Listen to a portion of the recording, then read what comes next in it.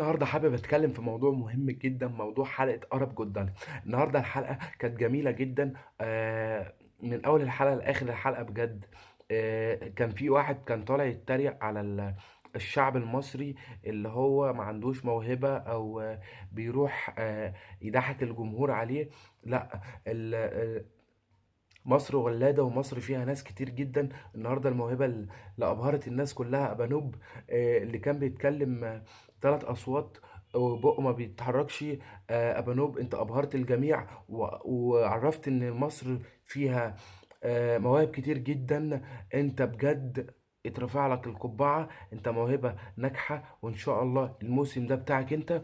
ويا ريت الحلوف اللي كان بيتريق على المصريين، لأ، إحنا جامدين أوي، إحنا خفة دم، نشاط، حركة، إبداع. بجد أبانوب أبهر الجميع النهارده، وإن شاء الله كل حلقة هنلاقي مصري عنده موهبة وعنده كاركتر عالي جدًا. وبجد الموسم ده بتاع حد مصري. ويا ريت أقول للحلوف، رسالتي للحلوف اللي كان بيتريق على المصريين إن هم مش عندهمش مواهب وما عندهمش كاركتر عالي. لا حبيبي، احنا المصريين احنا خوف وخفرع ومنقرع، احنا رقم واحد.